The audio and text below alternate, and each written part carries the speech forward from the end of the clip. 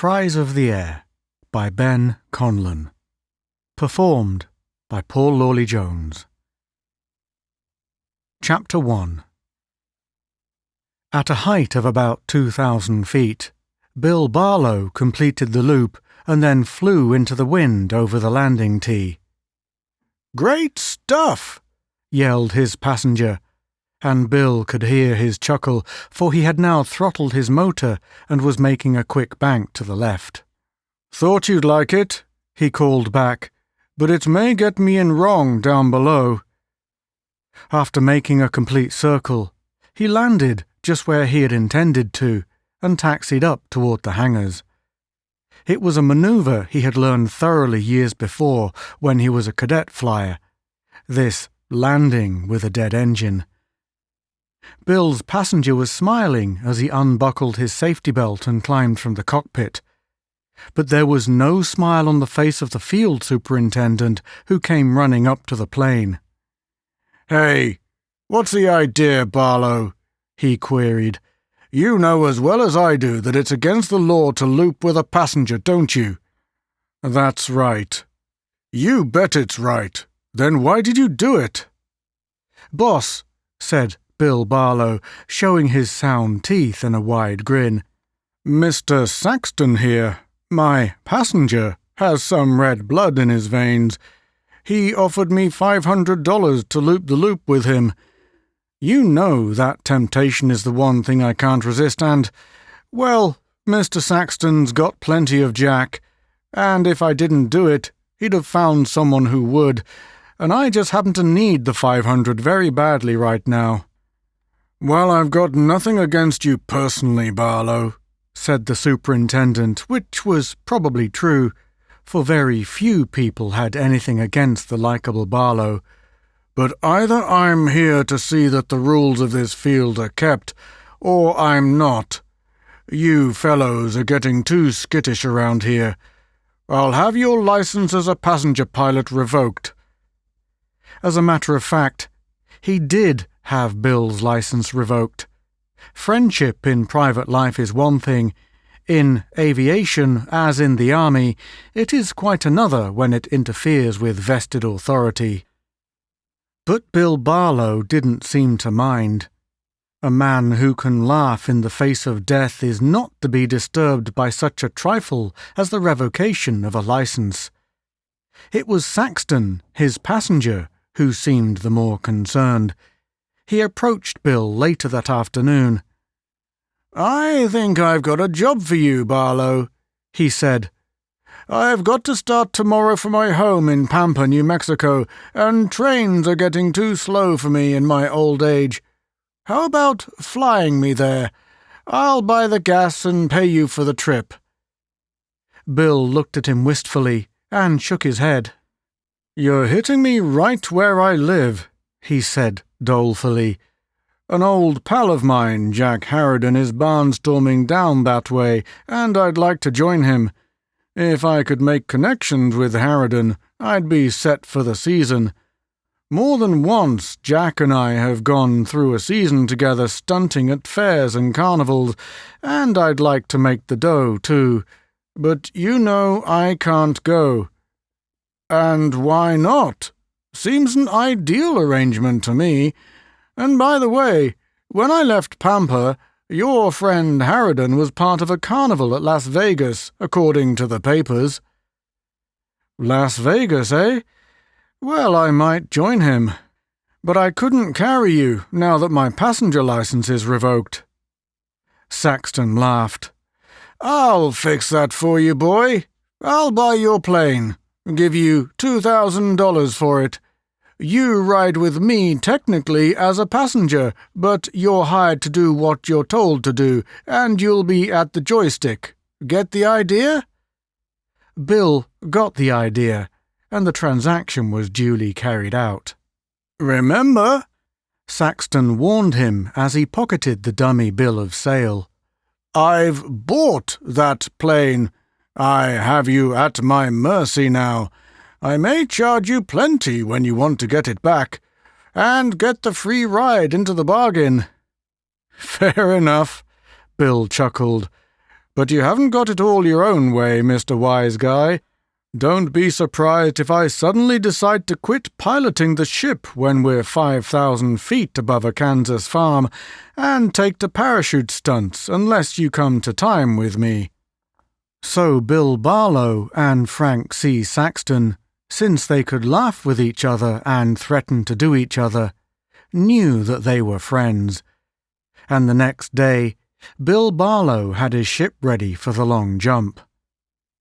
Saxton wished to arrive at Pampa, where he operated a cattleman's bank, as soon as possible, he explained, as a shipment of gold bullion was due in Pampa that week from a correspondent bank in Trinidad, Colorado.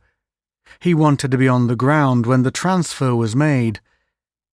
He rode out to the field in a taxicab, accompanied by a slender, grey-eyed girl who looked trim and athletic in a heavy blue jersey and knickers. "Think she's dressed warm enough for the hop?" Saxon asked, his shrewd eyes twinkling. "I forgot to mention yesterday that my daughter is going along. This is Mr. Barlow, Ruth. He's the fellow that looped the loop with your dad yesterday." Ruth extended her hand boyishly, and Bill may have held it just a trifle too long, but the act was unconscious. "The more I see of you bankers, Mr. Saxton," he said, turning to the grey-haired man, "the less I value your keenness in a business deal despite your reputation. If I'd known Miss Saxton was coming along, I'd have piloted you for nothing." And the remark may not have been entirely jocular. Hours later, flying high above the fields of Ohio, Bill Barlow somehow could not develop that devil-may-care feeling that he always had in the air. He had done his share of stunt flying and had never known fear of any kind. But right now, there was a certain conscious concern within him which he could not analyze. He finally doped out what the matter was. It was the precious freight he was carrying. Those straight-gazing grey eyes of Ruth Saxton had nearly sunk Bill Barlow. A single stop was made at the airmail field at Maywood, Illinois, for refueling.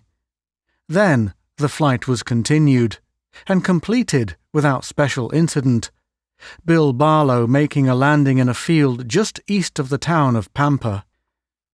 He had never been in the Southwest before, and he was eagerly anticipating the surprise he had in store for Jack Harridan.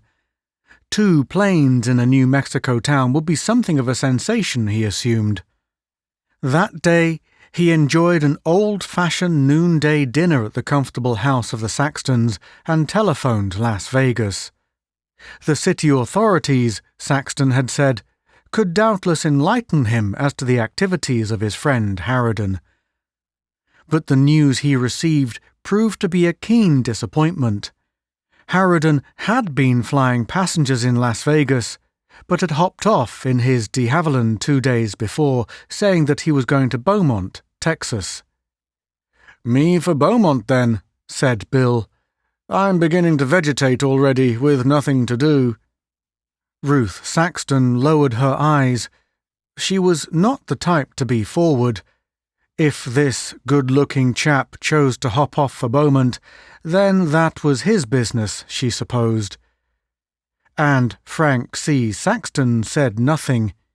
He had liked Barlow on sight, but he himself was in the banking business, and this young daredevil would never be satisfied with that.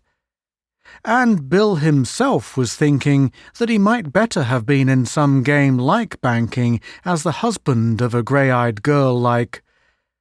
Oh well, he'd hop off for Beaumont in the morning.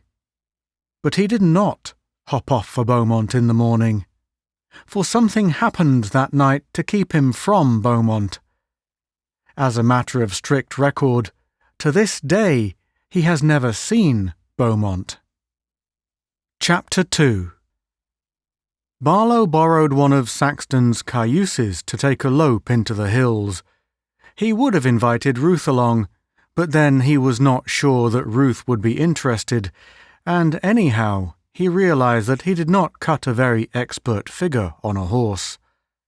Hard work, too, this horseback riding. He realized it more and more as the sun gradually sank behind the ridge to the west of the town.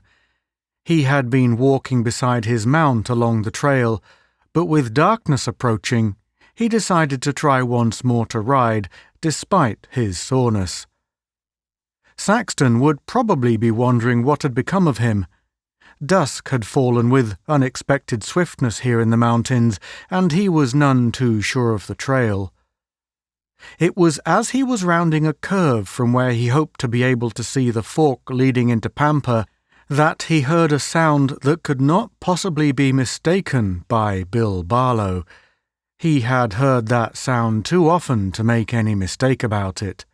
That subdued roar was the pounding of 12 cylinders all right enough. He'd have bet $1 million on it, if he had had it. He gazed up into the violescent dusk. The roar was getting louder now, and sure enough, over the ridge from out of the north swooped a great shadow that circled about and made a landing in the hill-rimmed meadow just below him to the right. "Jack Harridan," he said to himself. "He must have heard I was in Pampa." Bill Barlow forgot all about the trail into town now.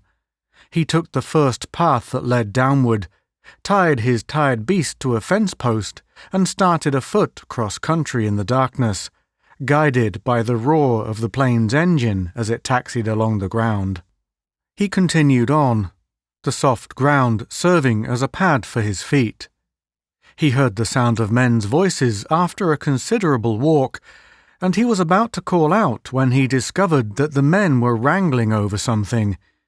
He could not make out the words, but there was no mistaking the intonation. Some sixth sense caused him to stoop in the shelter of the fence that enclosed a large field with an overhanging hill at one corner of it. He could distinguish the outline of the plane there in the gloom, its wings looking ghost-like and mysterious, and, from the loud voices, he could tell that the men were walking in his direction. Some of the talk was in Spanish, and he got a word of it here and there. Bill had taken Spanish 2 years at college and had become very fluent in football.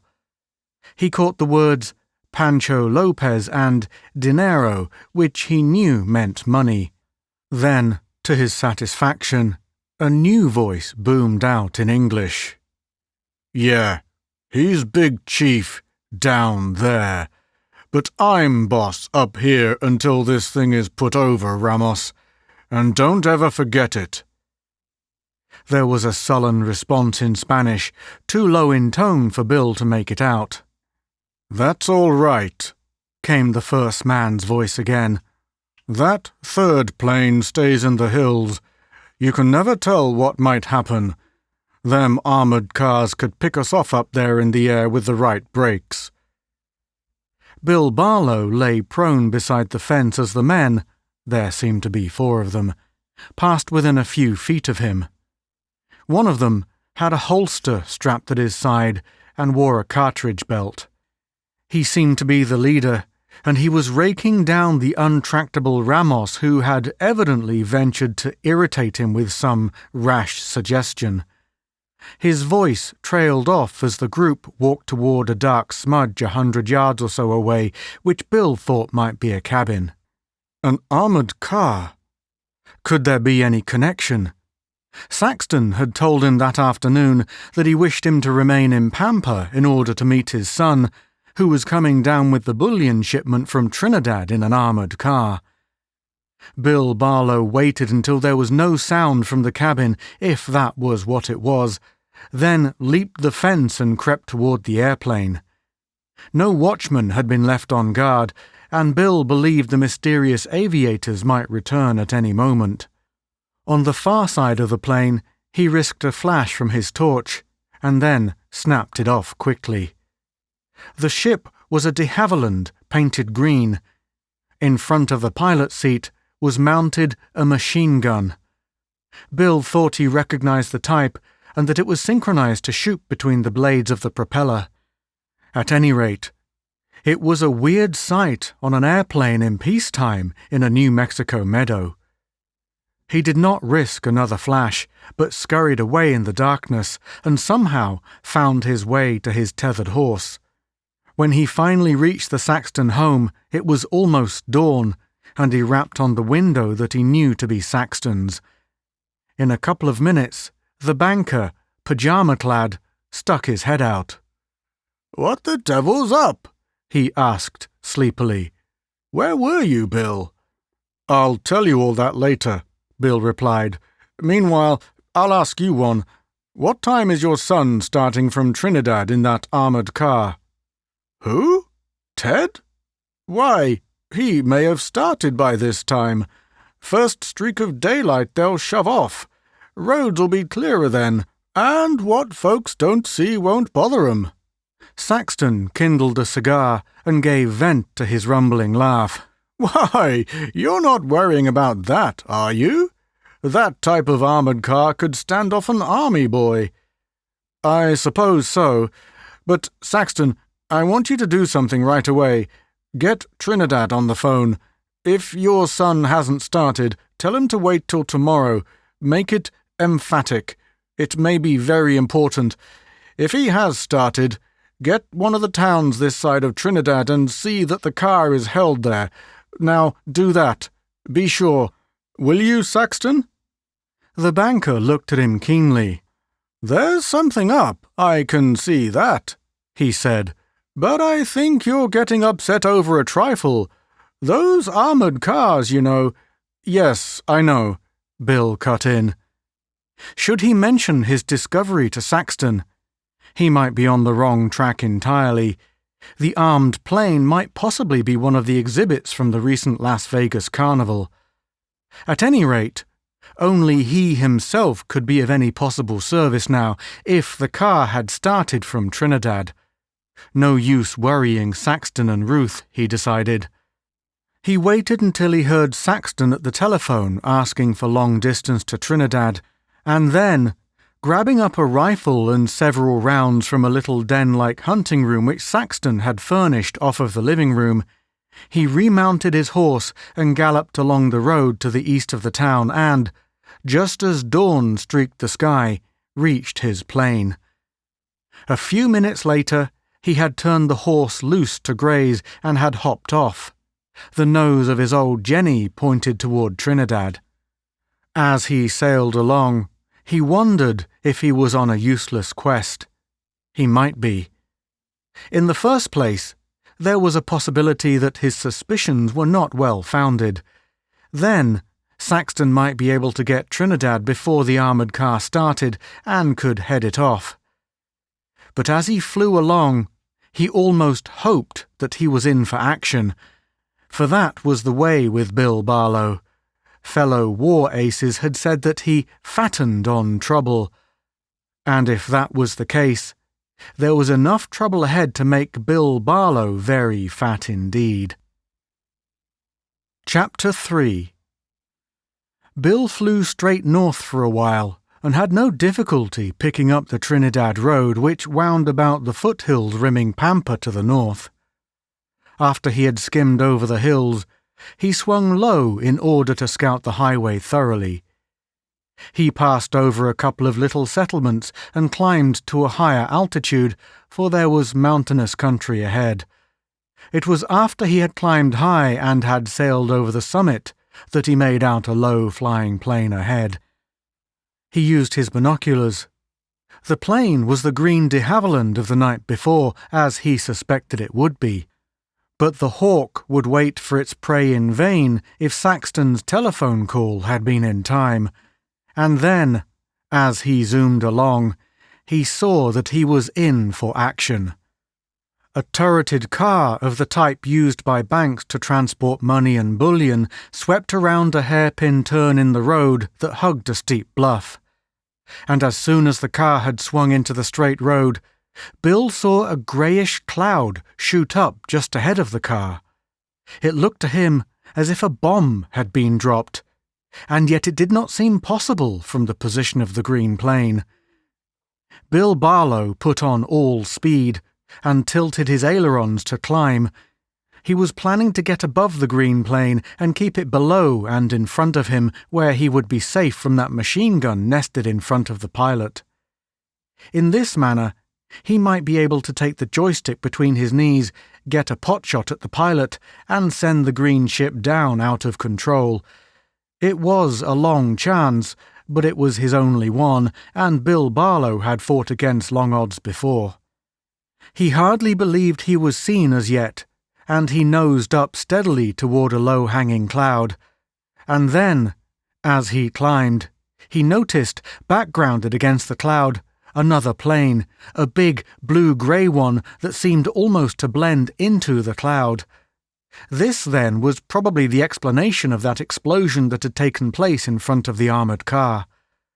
The second plane was far above him and, although his own ship was a good climber, Barlow realized that it would be useless now to try to get above the blue-grey plane. He would have to take one chance and wait until it dived. The blue-grey plane had sighted him now, and he manoeuvred as it started down after him. The man at the machine gun was trying to get Barlow from the rear, but that game was only too familiar to Bill. His mind went back over 10 years to glorious jousts above the lines, and almost instinctively he changed his course by a sharp turn to the right. The blue-grey plane followed him, its pilot still trying feverishly to get Barlow in front of him, which is just what Barlow had no intention of letting him do. Since he himself had no machine gun, there was no offensive advantage in getting to the rear himself, but there was a strong advantage defensively. If he kept on the tail of the other machine, he would be able to spike that machine gun. Around and around circled the planes in this carousel of death, for that was what it was, Bill Barlow knew, although just at present there were no wars nor rumours of wars. Below them on the slopes, cattle grazed peacefully, but here in the air was the seed of death. He must not let that grey plane take him from the rear. Both of the ships were steadily losing altitude, but Bill knew the possibilities of his own plane, and he might lure the enemy until it got too low to manoeuvre, and it might crash. He was pretty low himself now as he circled about. He started to dash and zigzag, anything to get out of the path of that machine gun. And yet, he had to get out of the circle to climb. He'd try it. It was a few minutes after this, just as he had reached a safer altitude and once more tried to get on the tail of the grey, that a spray of machine gun bullets pinged against the wires of his ship. But he was in the strategic position that he wished now. With the joystick between his knees, he flew silently above the enemy plane and shouldered his rifle. It spoke, and the pilot of the grey plane let go of the joystick and placed his hands to his side. Then the grey plane seemed to leap and swerve and turn, fell into a nosedive and went out of control. As he tried to bank and make now for the green ship, Bill Barlow realized that he had not escaped unscathed. His own plane careened sharply, and at first he feared that his control wires had been shot away. Probably not, though. The ship still took direction, if rather awkwardly. He could still make a landing if he kept the ship's nose up, although he knew that now he had been put out of the engagement. Still keeping the nose of his plane up, he sailed along over a little ridge and managed to make a hazardous landing in a cleared space. As he snapped out his pliers and feverishly tried to repair the damaged wire braces, he was wondering what was happening over the ridge. He heard a couple of explosions, and then the sharper report of rifle shots, probably from the armoured car. A few minutes later, while still working on the damaged wire, he heard the roar of the green plane's engine and, looking up, saw it passing over him, and a spray of machine gun bullets splashed against the boulder to his left. Bill grabbed his green rifle and ran to the shelter of the boulder, but the green plane paid no further attention to him. It sailed away to the northeast. Evidently, the men in its cockpit had made their haul from the armoured car and were making away with it, and had decided to leave well enough alone. With his wire braces repaired, Bill once more took off, circled and climbed, and skimmed back over the ridge. The armoured car, he could see now, was toppled over on its side in the road. A few rods from the spot, the blue-grey plane was crumpled up like a great wounded bird. Bill picked out a suitable landing place, throttled his motor, and volplaned down. Then he ran back to the road, passing the grey plane on the way. The dead pilot of the grey plane sat half upright in a weird position, his head to one side. The legs of another man protruded from the wreckage. A little moustached man was beside the plane, circling about it queerly and jabbering away and feeling his head. "Knocked goofy," said Bill to himself. "Well, 2 of 'em are dead, and the little bozo seems cuckoo. He can wait." He continued toward the sagging armoured car. The uniformed bodies of 2 men, evidently guards, lay sprawled beside the car. One of them still had a rifle cradled in his arms. The driver, although wounded, was trying to crawl down from the seat, and a 4th figure, a blond young man, sent a charge from an automatic whistling over Bill's head, evidently believing that, since he came in a plane, he was another of the stick-up men. Bill threw himself to the ground. "Hey, lay off that!" he yelled. "I'm here to help you. I recognize you from your father. You're Ted Saxton, aren't you?" "Yes." There was doubt in young Saxton's voice. "Well, I know your father. No use taking after that green plane now. You and the driver there seem to be in bad shape. I'll take you in my ship to the sanatorium at Valmora, where you can get treatment. And one of those birds in the grey wreck there seems to be moving. He does not deserve it, but I'll take him along." He crossed back to the wrecked grey plane. The small man with the moustache was still circling about, jabbering in Spanish. He showed no injury, but he had probably been creased badly by the fall. He looked blankly out his black eyes when Barlow questioned him, and Bill suddenly seized and shouldered him like a sack of barley and dumped him into the cockpit of his plane. A few minutes later, with the injured Saxton and the driver as comfortable as possible under the circumstances, he was winging along toward the sanatorium at Valmora, the peaked roof of which he could see in the distance. He made a landing, left his cargo of casualties there, and speeded back to Pampa. "But, Ted, is he hurt badly?" asked Ruth, when he had told his remarkable story. "Oh, I know he'll be all right, Miss Saxton. A fragment of grenade struck him in the head. The doctors at Valmora say they'll patch him up all right. I'm not sure about the driver. He stopped a bullet in the side." "Oh, I must get to Ted," Ruth exclaimed. "Come on, Dad. We'll fly to Valmora with Mr. Barlow." Saxton put in a quick telephone call to the police officer to scour the hills north of Pampa. "I'm afraid they'll have a tough time," he said, as he pulled on a cap and hurried toward the plane with Bill and his daughter. "That's the first time there's been an air stick-up in New Mexico. But if Ted's all right, I don't even mind about the bullion." Bill's plane had proceeded about 12 miles in the direction of Valmora when Ruth, gazing through the binoculars, made out a plane coming from the mountains in the northwest. "I'll make a landing," Bill suggested, "and let you out, Miss Saxton. Then, probably, I can climb above it and—" But Miss Saxton was of quite another mind. "Indeed you will not," she cut in. "I'm not a bit afraid. You get above them, and I'll keep below the cowl of the machine and pot those murderers. If you could do it alone, I ought to be able to do something now. I was on the rifle team at Vassar, you know." Bill climbed steadily, and as the green plane flew nearer, swooped down to the rear and kept on its tail.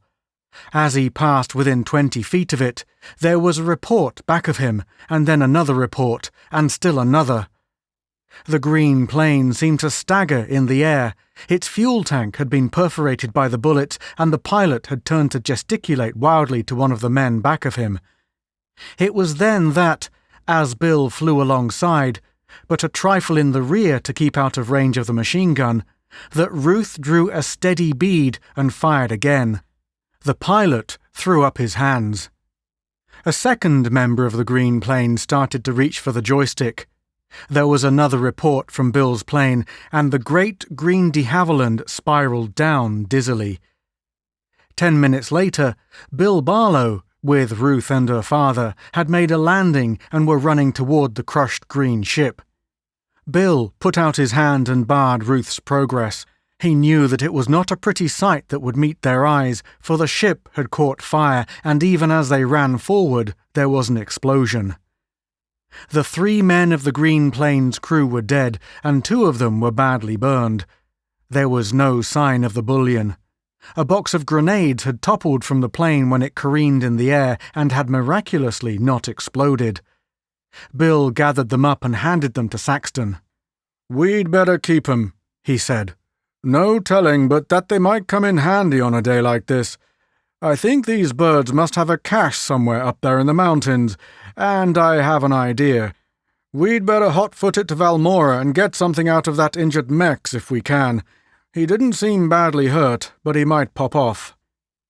At Valmora, the Mexican, whose name proved to be Pedro Caesar, had made a quick recovery. He was on his feet in the ward, but under guard. Bill drew him aside. "There's one chance for you, Caesar," he said. "It's up to you what you want to do. You know your pals abandoned you this morning. They could have taken you, couldn't they? Now, I want to get some information out of you." The little Mexican surveyed him out of sullen black eyes. "Me, I am no traitor," he replied. "I fly with Villa. I am gentleman." "Then your friends are traitors," Bill informed him.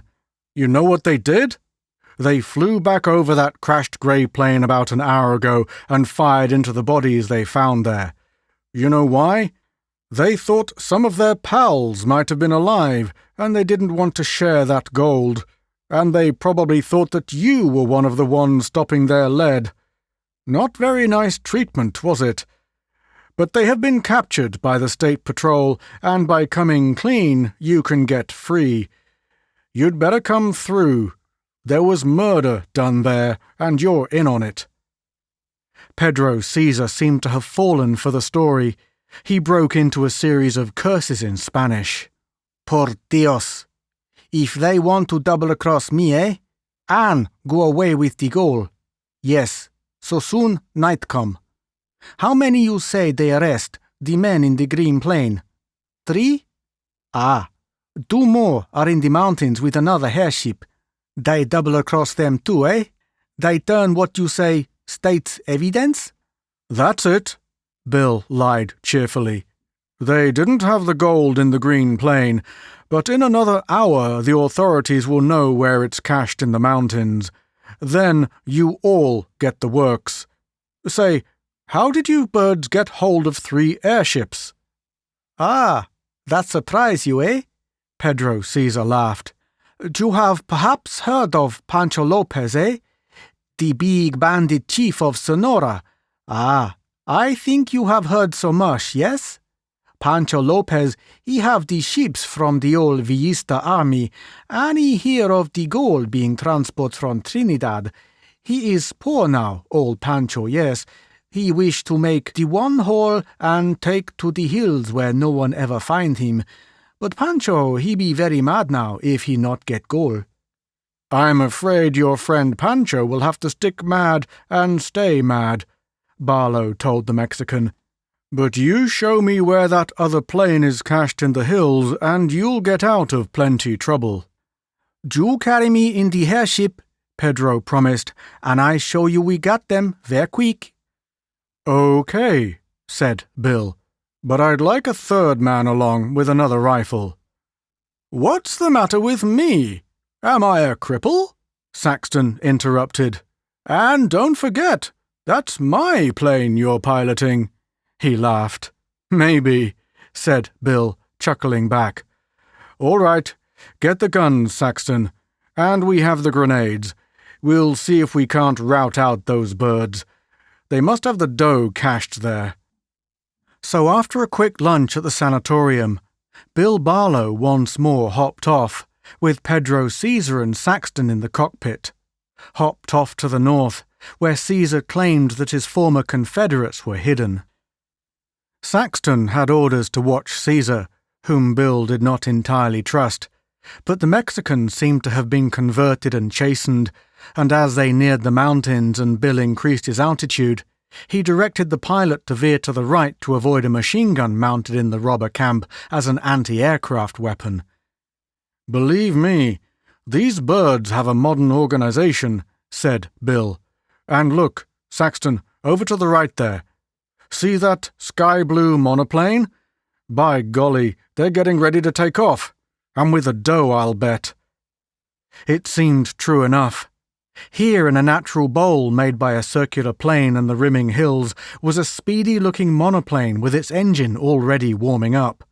On the ground, 3 men were gesticulating to each other, and one of them pointed up toward Bill's ship, whereupon all of them ran for cover. Bill swung over the plane and, taking precise aim, let go 2 of the bombs he had taken from the wrecked grey ship. The second one seemed to hit the monoplane squarely and tip it over on one wing. Then Bill spiraled down in an effort to destroy the machine gun back of the boulder before it could be manned.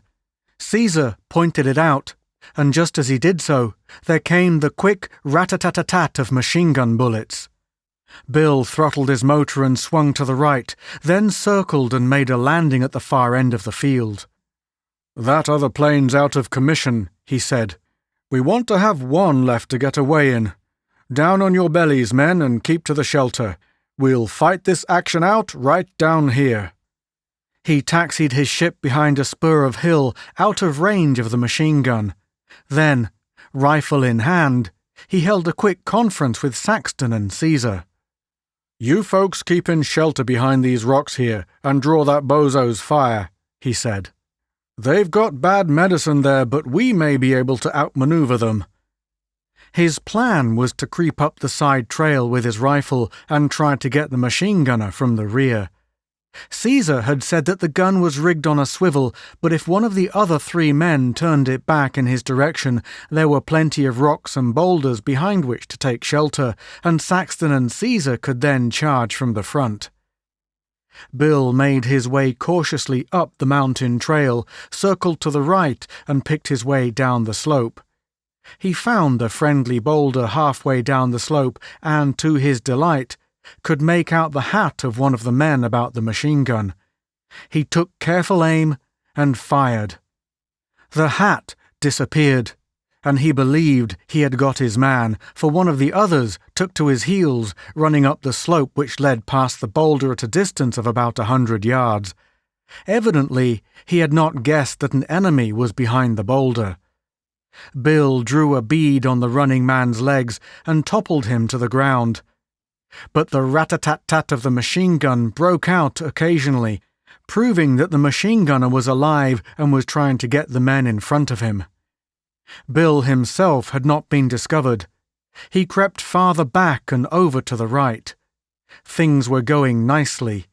Saxton and Caesar had a good chance if they did not show themselves too clearly, and all he had to do now was to get that gunner.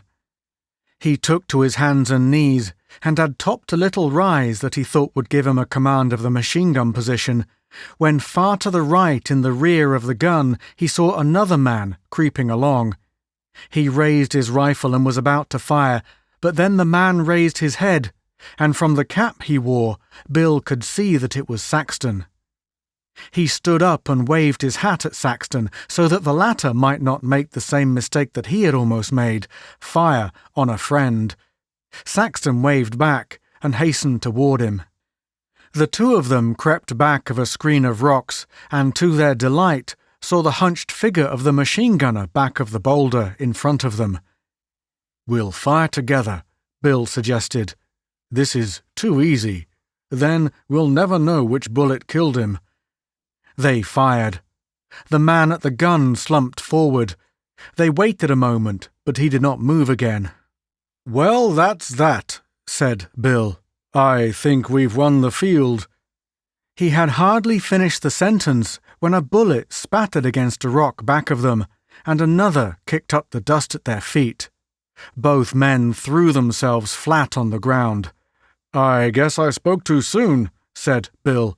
"I toppled a fellow a few minutes ago. He was running back up the trail, and I think I got him in the leg. He must have beat it back to some retreat for a rifle, and this is the result. Don't show yourself, Saxton. We'll outweight him." They lay there on their stomachs back of the boulder, their rifles ready for the first sign of the remaining bandit. But it seemed that it was always the unexpected that was happening on this eventful day. There was the roar of a motor below in the field. Bill unconsciously made himself an attractive target as he sat up and looked at Saxton sharply. "Holy suffering Moses," he said. "That must be my ship. Maybe the third stick-up guy or—" He raced down straight toward the field, Saxton on his heels. As they passed the machine gun and its dead gunner, they were just in time to see Barlow's machine take to the air. At the joystick was Pedro Caesar. Bill stopped and sent a rifle bullet at the plane, but the ship sailed calmly through the air, and Caesar playfully tossed a grenade over the side. It exploded a few yards away from the bewildered men on the ground.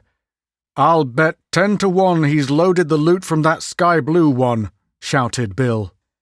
He streaked over to the sagging monoplane and found that his prediction was only too true.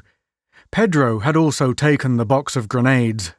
"My fault," Saxton admitted. "What a dumbbell! I should have stayed and watched him. Now the little rat's got away with everything." Saxton's crestfallen penitence touched Bill rather humorously, despite the circumstances. "I guess it's Pedro Caesar's," answered Saxton. "Caesar's gold, Caesar's plane, and Caesar's bank, for all I care. But believe me, if I could get my hands on that little greaser, it would be a case of, 'I've come to bury Caesar,' believe you me. What's the matter, Bill? Something else wrong?" Bill Barlow was looking at the sky-blue monoplane as if it was bewitched, and as if he himself was bewitched along with it. Why, he started. "By golly, man," he almost shouted. "There's not a thing wrong with this sky-blue ship except that this control wire is snapped. Pedro didn't stop to examine it, the boob." Already he was taking out his pliers. "We'll be up in the air in less than 15 minutes. He fixed the wire in record time. He and Saxton straightened up the plane, pushed it back toward the machine gun boulder for a longer takeoff, and a few seconds later, the motor was whirring. "Just a minute," called back Bill as he disappeared behind the boulder. He returned with the machine gun and started to lift it into the cockpit. "It won't be rigged up as snug as my old Browning," he explained, "but it can shoot, and there's a drum in it already. And this ship looks like a Lulu. If I don't overtake that greaseball before he gets to the border, my name isn't Lucky Bill Barlow. This toy Comet ought to be able to do 150 going backward." At Valmora, on the way to the border, Bill throttled his motor and began to volplane. "What's the idea?" asked Saxton. "Wait," Bill commanded. He made the landing. "Get out, old pal," he told the banker. "I'm alone this time, boy. Caesar is alone, and this is my ship, and the war is solo from this minute, until I come back with the dough." He stuck out his hand and patted Saxton on the shoulder. "So long, old pal," he said. Then he gave her the gun, and the sky-blue monoplane went roaring down the field. Chapter 4. Beneath the cottonwoods in front of the sanatorium at Valmora, Frank C. Saxton and his daughter waited nervously. An hour elapsed. 2 hours. Saxton was shaking his head. There was concern in the grey eyes of Ruth. 3 hours and a half. The sun was setting behind the ridge to the west when Ruth sprang to her feet, her grey eyes alight. "I hear it!" she yelled. "Oh, Daddy, Daddy, it must be Billy!" Out of the sky to the south skimmed a sky-blue monoplane. It roared overhead. Then the plane, with a throttled motor, came into the wind and made a quick bank to the right, and a few seconds later was bouncing gently along the broad exercise field of the sanatorium. As it taxied to a stop, out jumped William C. Barlow. He hailed his friends and pointed to the cockpit. "The Bullion," he announced proudly. "Better leave it here and set a guard till morning. We'll take it to Pampa in time to open the bank." Saxton put up the back of his hand and wiped his forehead. "I'm getting to believe whatever you say, Bill Barlow," he announced. "If you say it, it must be so. But where's the other plane? My plane." "Oh, yes, your plane," mimicked Bill, grinning. "I brought it back for you. Here it is. About the biggest part of it." He handed Saxton a fragment which looked like a piece of charcoal. "That's why it took me so long," he explained. "I had to wait until the darn thing burned before I could get at the bullion. But I've got a ship now that makes yours look like just what it is, a pile of junk." "You win," said Saxton, throwing his hands in the air in a burlesque sign of surrender. "You could win all the stakes, any game you play." "I just might take you up on that," Bill replied, and he looked meaningfully at Ruth Saxton. She did not drop her eyes this time. She was looking right back at him with that straight, grey gaze of hers, and her eyes said more than words could ever express. You have been listening to Prize of the Air by Ben Conlon, performed by Paul Lawley Jones.